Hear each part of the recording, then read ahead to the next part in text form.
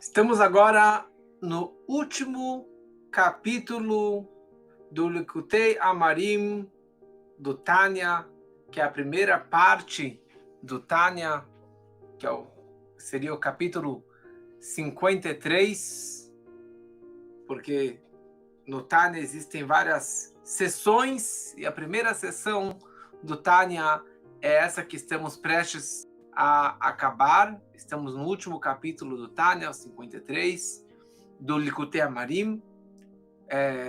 Provavelmente não iremos concluir hoje, e sim na próxima aula, mas já é uma grande emoção de termos chego até esse momento tão especial. Não vamos acabar nossas aulas, temos bastante aulas ainda, o Tânia continua, o GPS para a Alma também continua, tem mais 2 sessões no GPS para a Alma, mas já podermos encerrar, ou quase encerrar, esse início do Tânia, que é a parte mais importante do Tânia, já é realmente uma grande emoção, uma grande alegria.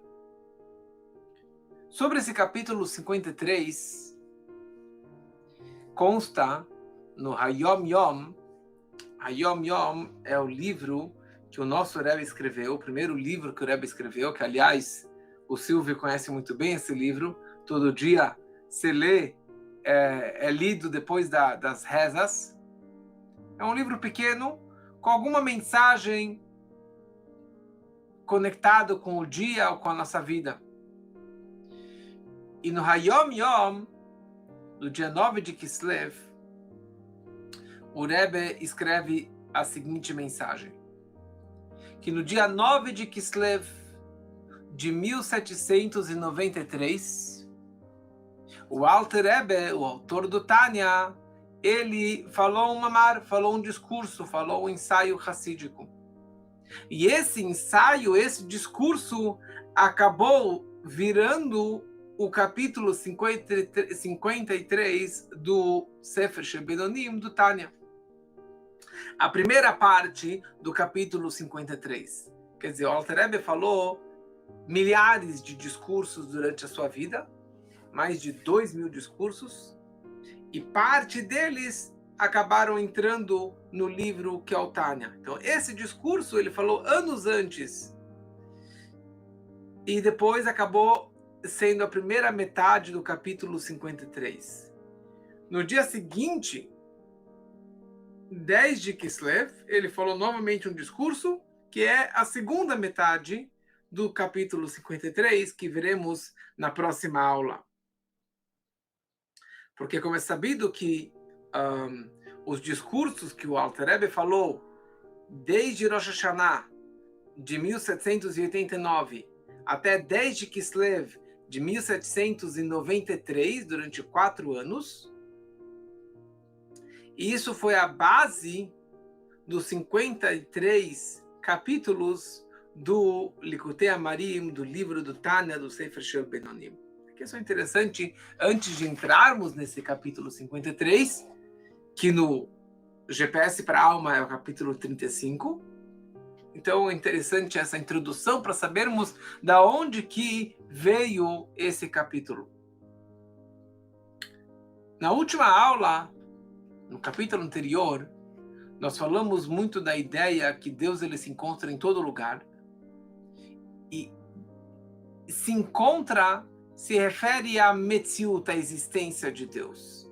Deus ele está em todo lugar. Mas a questão é, será que eu vejo, será que eu enxergo, será que eu sinto a presença divina? E a presença divina, nós chamamos isso de Shekhinah, de Shochen, que Deus ele paira, que ele se revela naquele lugar. E por isso, em cada lugar, em cada época, em cada situação, tem um outro nível de revelação de presença divina. Na época do Beit HaMikdash, do primeiro templo, do segundo templo, Deus estava revelado no templo, e especificamente no Kodesh HaKodashim, no local mais sagrado, no Santo dos Santos. Mas e hoje em dia? Hoje, no Galut, no exílio, onde que Deus se encontra? Onde que eu posso ter uma proximidade, aproximação de Deus, o que aconteceu após a destruição do templo. Hoje eu quero falar com Deus, eu quero me conectar com Hashem. Como que eu faço isso? Como que eu posso realmente ter a Shekhinah, a presença divina, na minha vida de uma forma talvez visível, ou que eu possa sentir essa aproximação de Deus? E para isso, eu gostaria de compartilhar com vocês hoje 5 historinhas que vão esclarecer o que eu faço hoje para ter uma conexão maior com Deus. Onde que Deus ele se encontra de uma forma mais visível e mais revelada.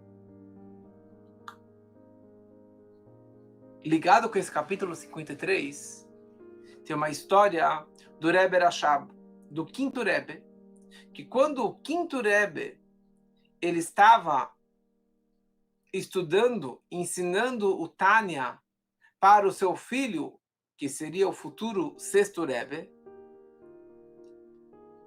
eles chegaram nesse capítulo, no capítulo 53 do Tânia. E eles ficaram nesse capítulo, que nós estudaremos em 2 aulas, em 2 semanas, entre aspas, eles ficaram 3 semanas estudando este capítulo. E o pai orientou o filho, o Rebbe Rashab orientou o Rebbe anterior, que ele estudasse paralelamente todos os serviços comunitários, trabalhos comunitários que eram feitos na época do templo do Beit HaMikdash. E os korbanot e yachid, os sacrifícios, as oferendas particulares, representam o trabalho particular de cada pessoa. E daí, depois que o pai explicou para o filho todos os serviços do templo na nossa vida hoje em dia, ele concluiu com a seguinte frase: quem é o Kohen Gadol? Quem é o sumo sacerdote? Quem faz o papel hoje de um sumo sacerdote? O Rebbe, o líder da geração. Essa aqui é a ideia que eu gostaria de compartilhar com vocês. Que o Rebbe da geração, ele tem a mesma importância hoje, como se fosse o Kohen Gadol, o sumo sacerdote, o homem mais sagrado, que entrava no dia do Yom Kippur, no local mais sagrado, para rezar pelo povo. Esse que é o papel do Rebbe. Então, o Alter Rebbe escreve que na época que tinha o primeiro Beit HaMikdash, o primeiro templo, dentro do primeiro templo havia a Arca Sagrada, dentro dela havia as primeiras tábuas quebradas, as segundas tábuas, o rolo da Torá que Moshe escreveu, com os querubins em cima, o local mais sagrado do mundo. E ali a Shekhinah, a presença divina, estava lá visível e revelada. Tem uma história um pouco conhecida sobre o Baal Shem Tov. O Baal Shem Tov, como já falamos outras vezes, foi o fundador do movimento hassídico e da Hassidut e do estudo da mística da Torá. E antes que ele morava na cidade de Mezebuj, morava lá o Reb Zev Kitzes, que era uma pessoa de um nível extremamente elevado. E ele era uma pessoa conectada, seguidor do Baal Shem Tov. E esse Zev, ele tinha uma paixão, um desejo, um sonho de fazer aliyá, de mudar para Israel e morar em Israel. Ele perguntou para o seu mestre, para o Baal Shem Tov, e o Baal Shem Tov falou para ele que ele não viajasse, que não era o correto que ele viajasse para Israel. Mas ele estava tão desesperado e louco para ir para Israel que ele, apesar disso, ele decidiu desobedecer à orientação do seu mestre. Então ele começou a viajar, e havia um costume na época de viajar bem na véspera do Shabat, de manhã, quando que a massa do pão já está fermentando, a massa da halá já está fermentando. E quando ele saísse da cidade, ele ia parar no local, porque Shabbat você não pode ficar viajando mais do que 1 quilômetro fora da cidade, e ali ele ia esperar até domingo, e depois ia continuar a sua viagem. Só que, pelo azar dele, ou pela sorte dele, mal ele saiu da cidade, ele dá de cara com o Baal Shem Tov, que estava voltando para a cidade, chegando em Mezebuj. E o Baal Shem Tov falou, desculpa, mas para onde você está indo? Ele falou, desculpa, mas eu estou indo para Israel. E o Baal Shem Tov falou, olha, eu não vou te segurar, eu não vou te impedir que você faça a tua viagem, mas eu vou te pedir só um favor. Fica comigo até depois do Shabbat, em Mezebuj, e depois você pode seguir a tua viagem. Ele falou, Rebbe, acabou a grana, não tem mais dinheiro, não tem onde ficar, vendi tudo, não tem mais o que fazer.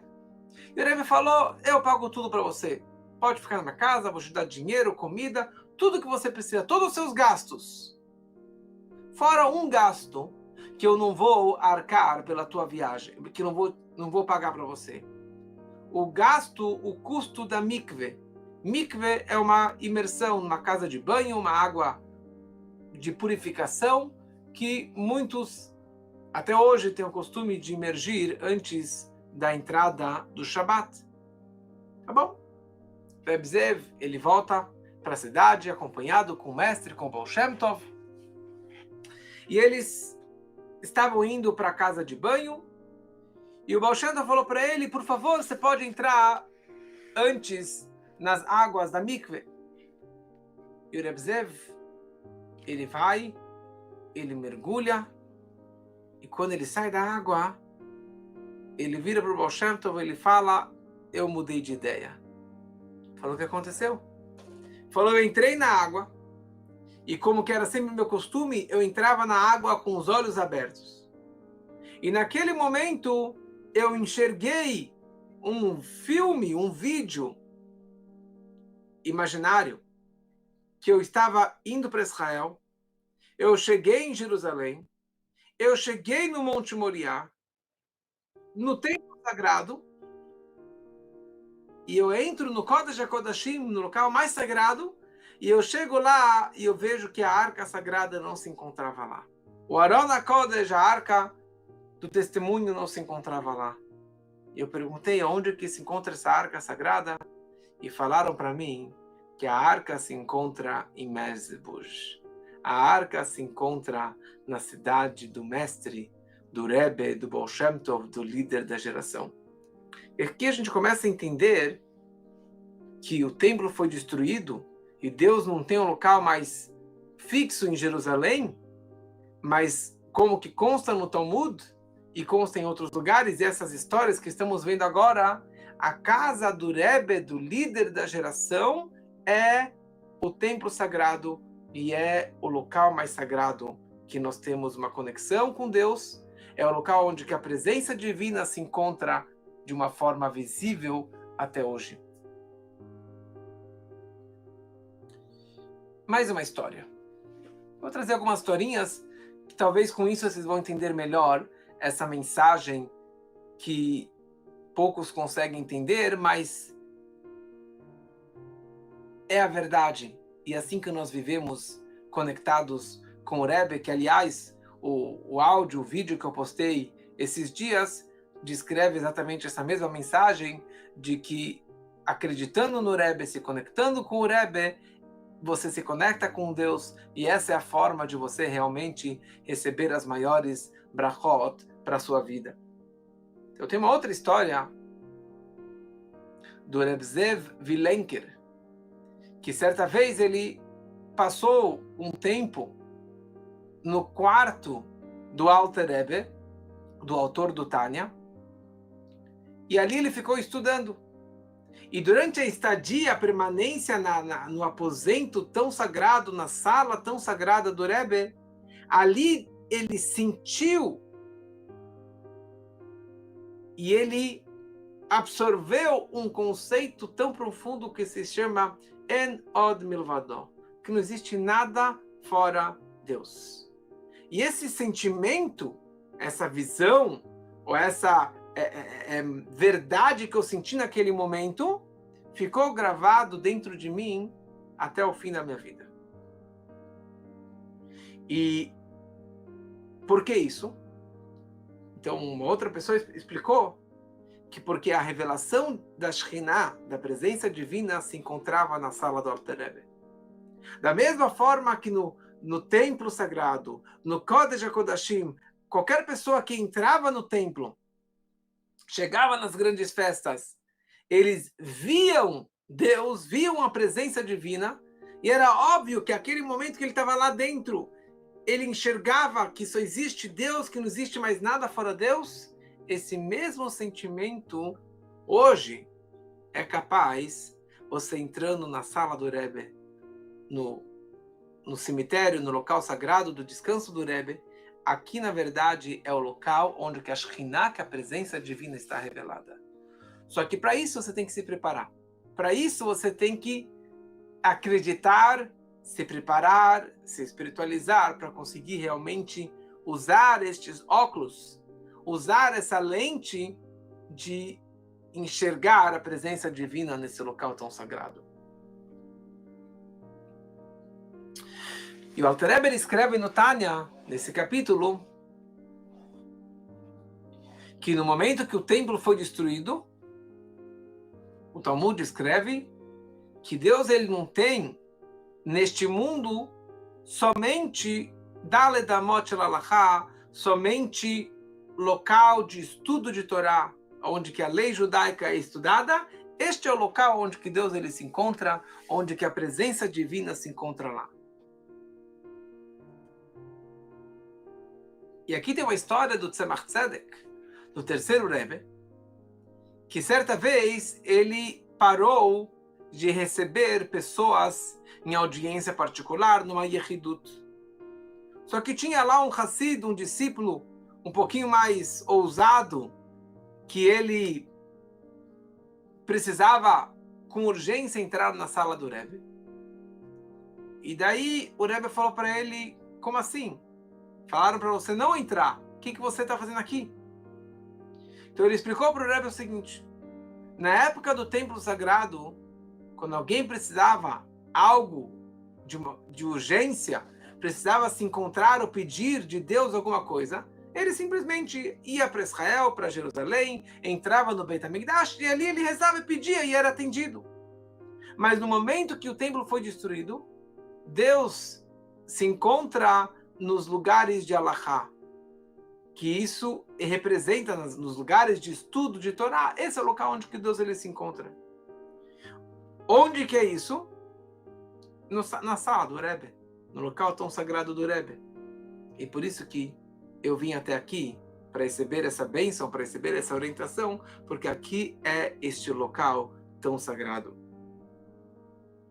E só para concluir com mais uma história interessante, que o Rebbe anterior, que era o sogro do nosso Rebbe, ele contou a seguinte história. Na minha infância, eu tive uma infância diferente, uma educação diferente, porque ele é filho de Rebbe, ele Rebbe, neto de Rebbe, bisneto de Rebbe, tataraneto de Rebbe, então ele sempre teve uma educação diferente do que a nossa comum.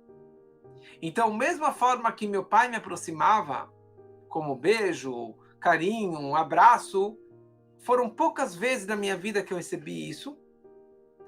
E mesmo alguma coisa que seria uma bronca, um castigo, ou um tapa, ou um berro, ou um beliscão, também foram pouquíssimas vezes que eu recebi na minha infância.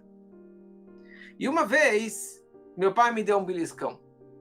Isso aconteceu, meu pai, que seria o quinto Rebbe, o Rebbe Rashab, isso aconteceu quando eu tinha 7 anos de idade, e nós viajamos para Brodny. E ali tinha um grande casamento. E junto na viagem tinha um senhor, que era um grande Hassid, bem mais velho do que o meu pai. E ele se deu o direito de orientar o Rebbe, de orientar o meu pai, o Rebbe, e de dar alguns conselhos para ele, etc. E daí, o meu pai falou para ele o seguinte: quando que o Beit HaMikdash, quando que o templo estava construído em Jerusalém, Mesmo lá, havia 10 níveis de santidade. Assim, o Maimônides descreve 10 Kedushot, 10 níveis de santidade. O Kodesh HaKodashim, o Santo dos Santos, é o local mais sagrado. E ali entrava o sumo sacerdote, o Kohen Gadol, no dia do Yom Kippur, somente no dia do Yom Kippur. No momento que o templo foi destruído, Deus tem o local de Alahá, o local de lei, o local de estudo de Torá, é ali que Deus está revelado. E mesmo nestes locais, também existem 10 níveis. Quando que um Rebbe, ele fala um mamar, ele fala um ensaio hassídico, um discurso, isso tem a mesma santidade como o Kohen Gadol, o sumo sacerdote, entrando no Kodesh HaKodashim, no local mais sagrado. Então não existem perguntas e questionamentos sobre alguma coisa que o Rebbe falou, porque aquilo que ele falou é Kodesh Kodashim, é o Santo do Santo, é palavra de Deus diretamente e não tem questionamento. Então, quando meu pai acabou de explicar isso aqui para esse senhor mais velho do que ele, meu pai vira para mim e perguntou: você entendeu, Yosef Yitzhak? Você entendeu? E daí meu pai me deu um beliscão na minha bochecha e eu falei: sim, papai, eu entendi. Esse foi o momento que meu pai me deu esse beliscão. Mas com isso tudo, com todas as historinhas, nós entendemos essa ideia que estou tentando explicar, que Deus se encontra hoje no nosso mundo também. Deus tem locais sagrados que Ele está de uma forma revelada, visível e mais acessível do que no restante do mundo. E essa que é a nossa importância de estarmos conectados com o Rebbe, que é o líder, que é a cabeça do nosso povo e do mundo inteiro, de toda a humanidade. Então, temos uma sorte de quanto mais conectados estamos com o Rebbe, mais podemos ser abençoados por Deus e receber mais brachot de uma forma visível e revelada. E agora vamos começar ou continuar esse capítulo 53 do Tânia, o capítulo 35 do GPS para a alma.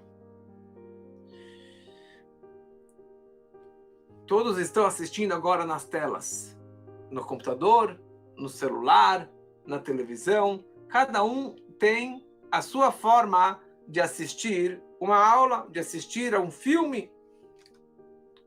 E você vê imagens se movimentando o tempo todo. Mas, na verdade, essas imagens, elas não existem. Não é passando... eu me lembro que antigamente os relógios de rua eram várias... A cada tantas noites, tantos dias, eles trocavam um novo cartaz e aquele cartaz ficava girando e trocando de imagem. Hoje é tudo digitalizado, certo, Bernardo? Hoje é tudo digital. E não existe mais aquelas imagens. É só um software que ele detecta ou ele entende aqueles códigos e isso permite que a pessoa que está assistindo na frente da tela da televisão, do celular, do computador, ele vê aquele filme, aquele vídeo, aquela imagem, aquela foto, etc. Mas se nós enxergássemos os códigos do computador, você ia ver milhões e zilhões de números e de letras e de combinações e você não entender nada. Então, as imagens nós conseguimos enxergar somente quando que tem essa codificação oculta, quando que as letras e os códigos estão por trás da tela. Mas se você enxergasse essas letras, você não iria entender nada, não ia ver nenhuma foto, nenhuma imagem, nenhum vídeo, nenhum filme, etc.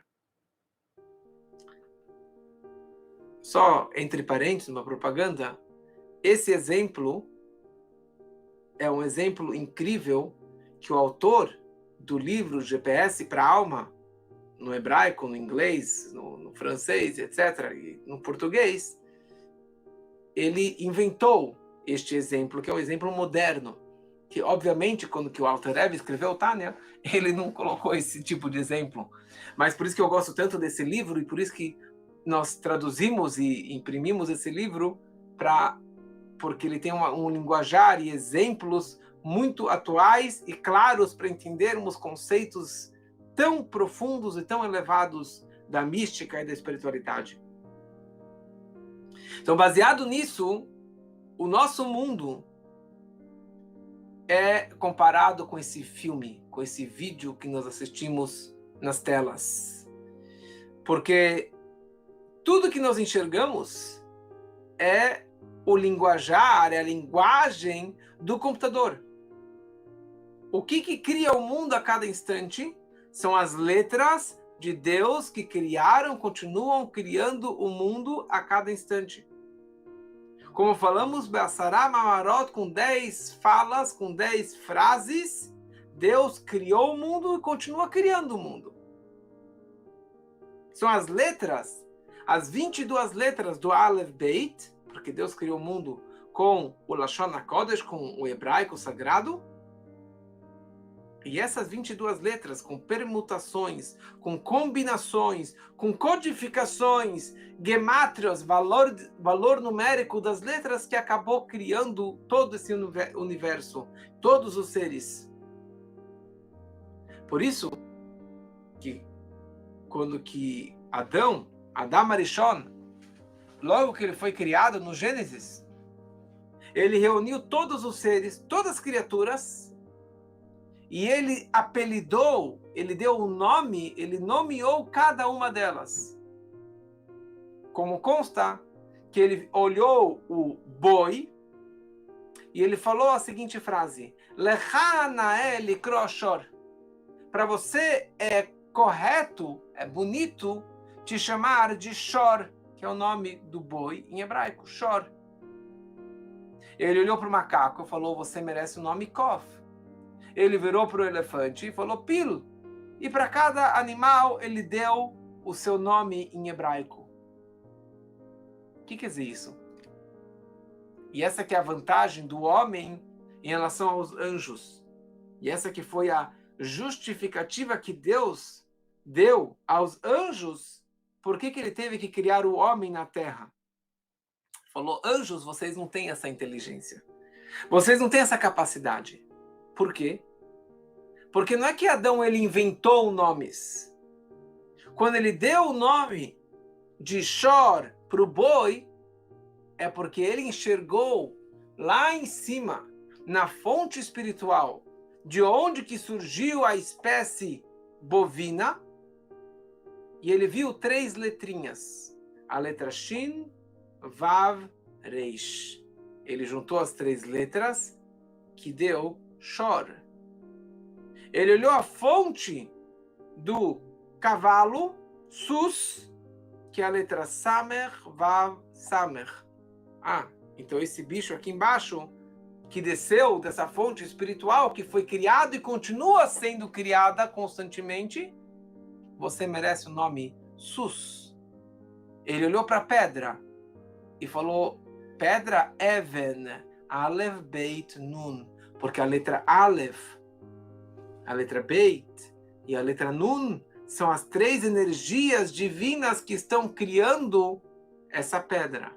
E assim, todos os seres e todas as criaturas. Por essa razão, o nome judaico é um nome extremamente importante para ser dado. Por isso que na hora do Brit Milá, da circuncisão, ou na hora que uma menina nasce, e logo os pais devem ir a uma sinagoga, dar o nome dela na Torá, o nome judaico, ou hebraico, ou em Yiddish, que é o nome judaico, isso tem a ver com a fonte de energia e de vida daquela criança, daquela pessoa para sempre. Que esse vai ser a codificação da alma daquela criança. Por isso que dizem que os pais, no momento que eles vão dar o nome da criança, eles têm uma mini profecia que um anjo inspira eles, porque esse nome que eles escolheram não é só porque, em homenagem ao vovô, à vovó, por tal razão, mas no fato que eles deram este nome judaico para aquela criança, porque na fonte da vida dessa alma, dessa criança, é exatamente essas letrinhas, esse nome judaico. E alguns dias atrás ali uma coisa interessantíssima, que não somente o nome judaico é o nome que tem a ver com a alma da criança, da pessoa, mesmo o nome laico, o nome em português ou qualquer idioma que não seja no hebraico, também influencia e está conectada com aquela criança para sempre. Então, por isso, precisamos ser muito cuidadoso qual o nome que eu estou dando para o meu filho. Se tem algum significado, se tem algum simbolismo positivo, espiritual, se ele está representando. Quem é a pessoa que ele está sendo chamado? Era uma boa pessoa? Era uma pessoa espiritualizada? Era uma pessoa do bem? Ou essa carga pesada, negativa, vai acompanhar aquela criança? Então, precisamos ser bem cuidadosos com os nomes judaicos, principalmente, ou o nome qualquer de qualquer criança. Então, se nós conseguíssemos enxergar o código que está por trás do mundo, eu ia enxergar as letras, os códigos, e não o mundo que eu enxergo, não a natureza, não as cores, e os filmes, e as pessoas, e o mundo que eu conheço. Que isso acontecia, na verdade, no momento que o sumo sacerdote entrava no Kodesh HaKodashim, no Santo dos Santos, no dia do Yom Kippur, ele não via mais o local físico. Ali era um local além do tempo e do espaço. Como eu falei na última aula, os milagres que aconteciam lá dentro, constantemente. Que o local não ocupava espaço, o espaço não existia naquele local. Por isso que a medida da Arca Sagrada não era uma medida normal. Por que tudo isso? Porque ali a presença divina estava presente, estava revelada. Os códigos estavam revelados. Então, a aparência mundana, física, de tempo e espaço, ali não existia. Muito simples. Esse que é o segredo dos grandes rebes, do rebe da geração, do líder da geração, de um grande tzadik, de uma pessoa muito justa, muito elevada, espiritual, que ela consegue fazer milagres, maravilhas e dar bênçãos e orientações além da normalidade, salvar uma doença terminal, salvar alguém que não consegue engravidar, que aliás, em Israel, ontem, aconteceu um milagre, da mesma forma que aconteceu o milagre com Abrão e a Sara. Abrão engravidou, ele teve um filho com 100 anos e a Sara tinha 90 anos. Na época, engravidar com idade avançada era normal, mas não nessa idade tão avançada.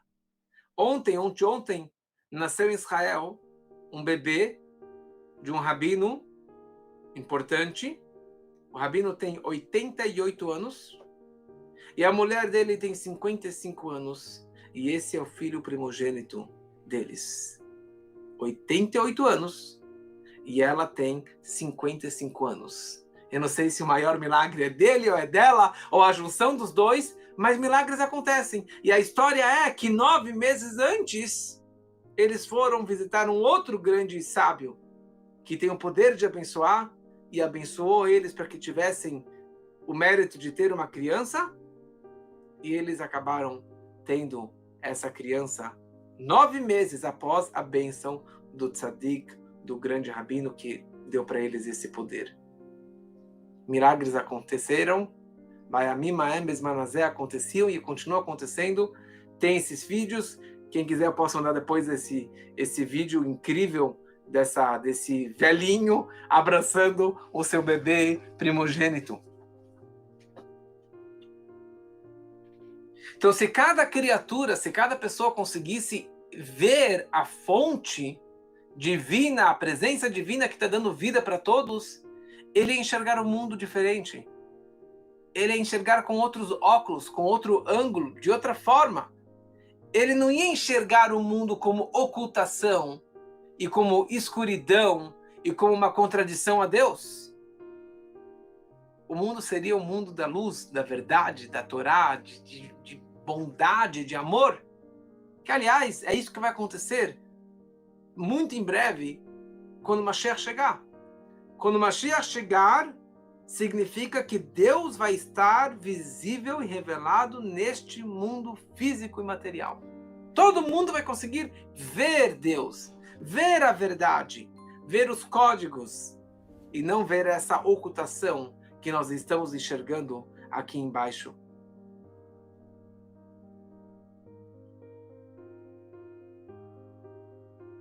Alguém está aqui me corrigindo que ela tem 57 anos, mas ele era viúvo sem filhos. Para ele é o primeiro filho, mas para a mulher já é o oitavo.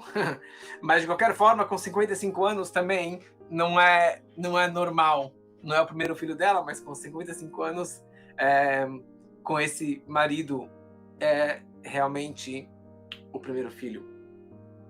Mas de qualquer forma, no Monte Sinai, o Monte Sinai tinha vários nomes. E um dos nomes do Monte Sinai é Har Horev. O Monte Horev. Horev quer dizer destruição. O monte que recebemos a Torá de Deus, ele é chamado o Monte da Destruição. O que quer dizer isso? A Torá foi dada para destruir o mundo? Não é destruição do mundo. A Torá foi dada para o mundo, no Monte Horev, no Monte da Destruição, porque o propósito da Torá é de destruir o Olam. Olam é mundo, e já falamos várias vezes que Olam vem da palavra Re'elem, ocultação. A Torá foi dada para destruir a ocultação, a mentira, a escuridão do mundo. E é isso que vai acontecer quando o Mashiach chegar. Na redenção verdadeira e completa, o mundo vai ser destruído. A ocultação do mundo vai ser destruída. Por enquanto, nós vivemos no mundo da mentira, no mundo da ocultação, no mundo que os ladrões e os terroristas e os mentirosos e os abusadores e os perversos, eles que dominam a política, eles que dominam o dinheiro e que dominam a mídia, e milhões de pessoas caem nessa mentira. Por quê? Porque nós estamos no mundo da mentira, nós estamos no mundo da ocultação. Por que o mundo é assim?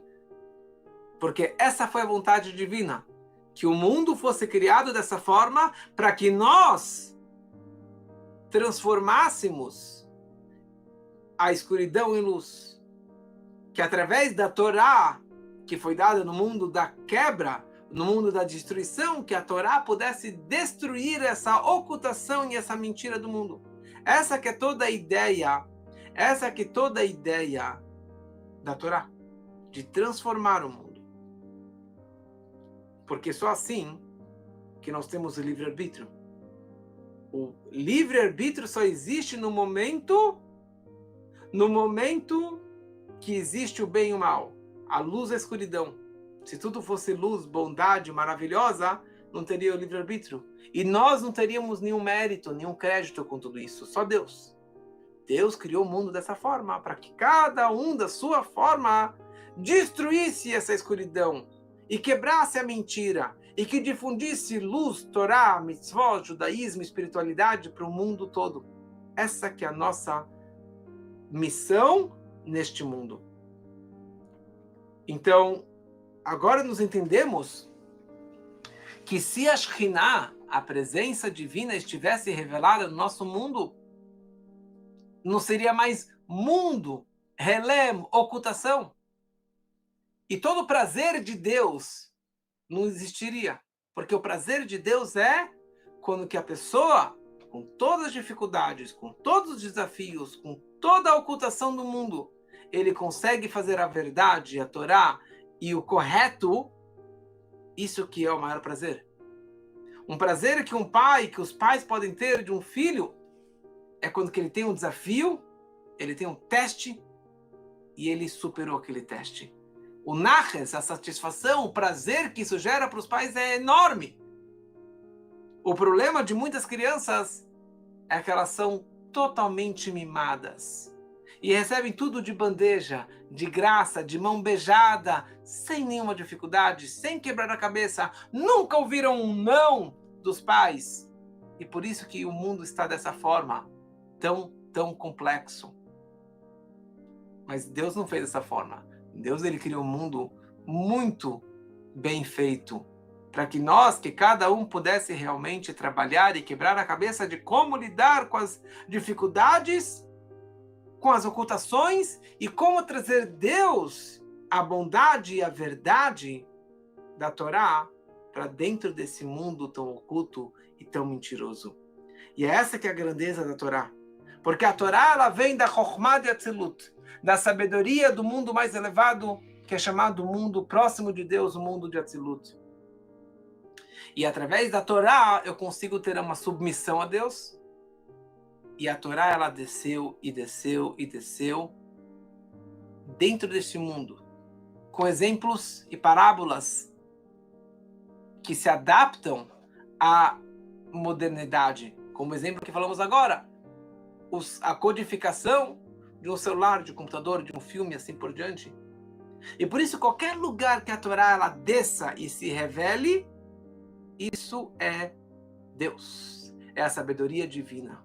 Mesmo que você não visualize, ali continua sendo a conexão com Deus. E por isso que a Torá é a nossa corda. A Torá é a corda que Deus jogou no nosso mundo, é a âncora que Deus jogou neste mundo, para que cada um se apegasse a essa Torá, a essa corda, um fiozinho dessa corda, e assim você vai escalando e vai se conectando com a verdade, vai se conectando com o infinito. Qualquer parte da Torá, pode ser uma lei, pode ser a Torá, pode ser Hassidut, pode ser o Tânia, pode ser um Talmud, uma história dos sábios, qualquer coisinha que seja da Torá, uma ramificação da Torá autêntica, você está se conectando com Deus e se desapegando da mentira e da ocultação do mundo. E por isso que Deus nos deu a Torá. A Torá é a sabedoria divina. Para quê? Para que cada um pudesse sair da prisão, dos seus apertos, das suas dificuldades, se conectar com o mundo da verdade, com um lugar de luz e maravilha. Então, essa que é a nossa forma de nos conectarmos com a Torá. E na próxima aula, que vai ser a última aula do Likutei Amarim, dessa primeira sessão do Tânia, iremos concluir com muita alegria o Tânia, quer dizer, o Likutei Amarim do Tânia. Iremos continuar essa ideia. Espero que gostaram. Uma boa noite para todos. Esperamos todos na próxima aula, se Deus quiser.